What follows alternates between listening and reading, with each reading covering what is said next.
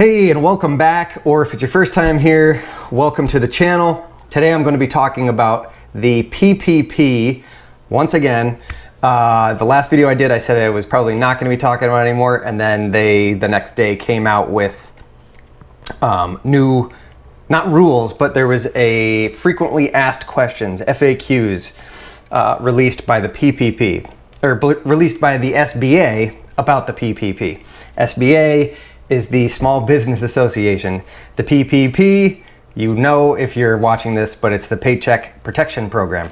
Okay, so in this video, I'm going to be talking about the SBA's new document that they just released, as well as a couple of articles that I found where they kind of talk about it, and they have professionals that have dug into this and kind of explain it in layman's terms.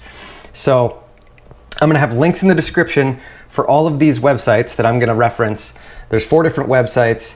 2 of them are off of the SBA and 2 of them are off of Forbes.com. Okay, so we've got 2 articles here from Forbes.com. I had found these before I found the stuff. Actually, these had links to the SBA's stuff inside of them. So this is basically layman's terms of the 10-page document and all the important stuff on here. I'm not really going to get into it. I'm going to talk about that more when I talk about the non-layman's terms when I go through the document itself. But read the Forbes articles and read the 10-page document, and also read the forgiveness application. There's links for all that stuff down in the description, okay? The SBA websites that I'm going to be talking about, the first one is this 10-page document that was just released on August 4th. Now, what really bothers me about this is they released this document on August 4th. The last day to apply for the PPP was August 8th.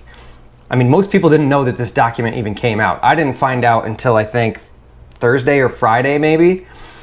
The cutoff was Saturday at midnight going into Sunday, which is today. And I'm releasing this video now as I'm like gathering all this information and my mind is blown. They're like they waited until the very last second to release some information in here that I think might change some people's minds.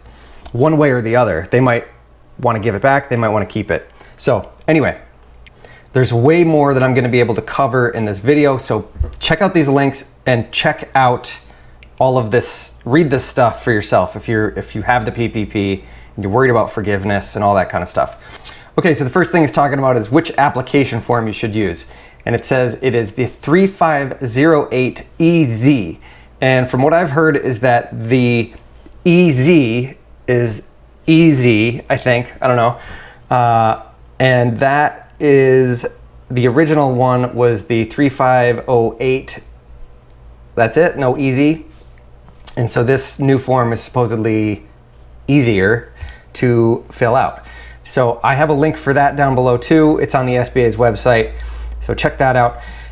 All right, so one of the questions in here is asking if you have to make payments on this loan while you're waiting to hear if you get forgiveness. And it says as long as you do it within 10 months of the completed application, you don't need to make payments. And then once they tell you if you've been forgiven or not, if you have not been forgiven, then you can start making payments. The SBA has 60 days to let you know after you submit your application for forgiveness whether or not you qualify for forgiveness. Then it clears up some questions about payroll costs that were incurred during the covered period or alternative covered period. It's complicated, but it's in here. There's questions and answers in here about that, all about payroll costs and that kind of stuff, including this. If you have payroll costs that were incurred before the covered period, but paid during the covered period, that is forgivable. Again, it's confusing still. Even their answers are confusing, but there's information here and read it and whatever. And there's a whole lot of stuff on here about, you know, payroll and all that kind of stuff. And whether or not, somebody was asking whether or not you can use that for lost tips, lost commissions, bonuses, or other forms of incentive pay and have such costs qualify for loan forgiveness. And so they say payroll costs include all of those things, including hazard pay. So, and it says, note that forgivable cash compensation per employee is limited to $100,000. So it talks about healthcare benefits, and it's a little confusing. I don't have employees, and I don't, so I don't have to deal with this, but there's some questions and answers here about the healthcare benefits, in particular if you provide health insurance for your employees. And it looks like it could be partially forgiven. It depends on a lot of stuff like pre-tax and after-tax, and if it's accelerated from periods outside the covered period or alternative payroll covered period. So that, I don't know, read this thing if you have healthcare concerns with the PPP. Now, employer contributions to retirement plans, this seems like it is covered. So there's a question about this, and it says that it counts as payroll costs. So I think that would be covered to give your people their retirement benefits, right? Hey, if you're getting anything of value out of this right now, go down below, hit that little like button. Give me a little thumbs up down there if you like this. While you're down there, subscribe to the channel if you want to get more business tips and PPP stuff and all that. And I don't know if I'm going to be talking more about the PPP or not, but I talk about business on Mondays, and I do how-to videos and construction stuff another day of the week. Leave me a comment. Let me know what you think about this so that I can make some improvements or answer some questions or anything like that. Now, if you are the owner or sole proprietor, there is a cap on what you can pay yourself during this whole thing as well. The cap is $20,833 per individual across all businesses in which you own a stake. However, if you got the PPP before June 5th and you chose the 8-week period, because that's all there was at the beginning, your cap is only $15,385. And there's a line in here that makes me think that you could actually, if you had multiple businesses and you spent all the money in one, but you had some left over, you could use this to help this one. Listen to this sentence. If their total compensation across businesses that receive a PPP loan exceeds the cap, owners can choose how to allocate the capped amount across different businesses. And there's a whole bunch of stuff. It talks about C Corps and S Corps and self-employed, Schedule C or Schedule F, general partners, and LLC owners. All right, then this form goes into loan forgiveness, non-payroll costs. First question and answer is about non-payroll costs incurred prior to the covered period but paid during the covered period. And yes, those are eligible for forgiveness. It says you can use it for mortgage interest costs, eligible business rent, lease costs, eligible business utility costs. Second question, non-payroll costs incurred during the covered period, but paid after the covered period. They are also covered for forgiveness. Okay, the next question is asking about alternative payroll covered period. So this is the first time of hearing about this, but I'm gathering there's like you could change your payroll period to fit something better. Or I don't understand. So there's some questions about that and answers about that. I just don't understand what it's actually talking about. Okay, the next question is asking, is interest on unsecured credit eligible for loan forgiveness? Answer, no. However, that's unsecured. Payments of interest on business mortgages, real or personal property, such as an auto loan, are eligible for forgiveness. Then it goes on more about leases and utility payments and that kind of stuff. And I mean, there's so much information here. Again, just go in here and read this. I'm just giving you a quick rundown of the ones that are really popping out to me. Next section is loan forgiveness reductions. It's talking about FTE employees, which I actually don't know what that is either, but talks about them in here. So if you know what that is, you have questions, check it out. Talks about seasonal employers using a 12-week period, so their stuff's all off. So it answers some questions for that. More stuff about FTEs. Then it talks about calculating the reduction in their loan forgiveness amount arising from reductions in employee salary or hourly wage. So if your business is not operating at full capacity, you're only open smaller hours, yada yada, but you've got money because of the extra hours, it's complicated. So there's some answers in here. Hopefully they can help you. This is making me very happy that I turned the money back in.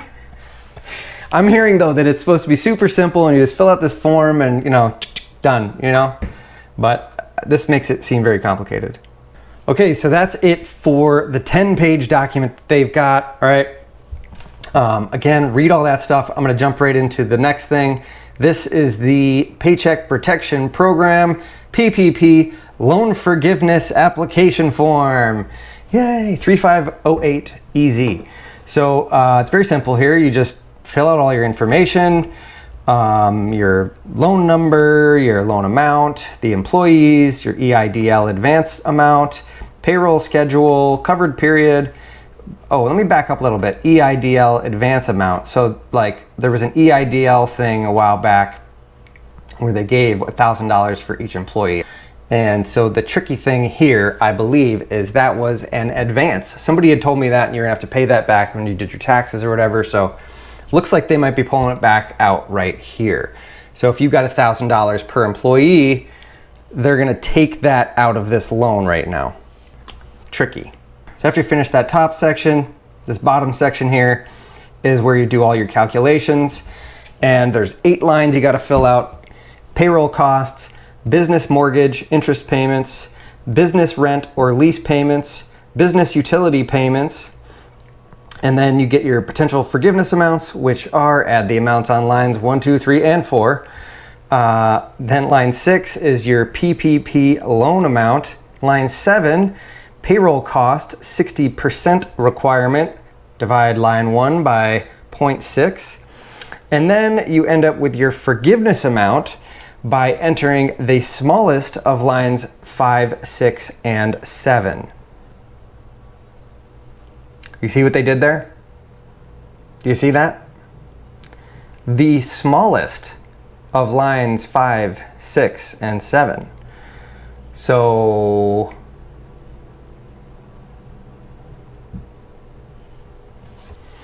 basically, if in the 24-week period you were not able to spend more than the PPP loan amount, you will not be forgiven for it. So if you have not passed your 8-week thing and you're in the 24-week period, just make sure you spend all the money if you want it to be forgiven, and make sure you spend it on the stuff that's in all that stuff that I just talked about, right? It's so confusing and they're gonna try to screw people, I know it. So on to the next page, there's just a whole bunch of stuff that you have to initial, saying that you agree to, blah, blah, blah, blah, blah, blah, blah, blah, sign it, and then there's your last page. So there's that form, link in the description for that. Alrighty, if you made it to the end of this video, thank you very much. I appreciate it. I have struggled with this whole thing for the last few months, and I'm just trying to pass on this information to everybody because I know there's a lot of people looking for answers. So if this helped you at all, please give me a thumbs up if you haven't already. Subscribe to this channel if you want to get more business videos like this, and leave me a comment. Let me know what you think, and I'll see you on the next video. Bye. 208,330. Well, yeah, you know what I'm saying. Blah, blah, blah, blah, blah, blah, blah, blah.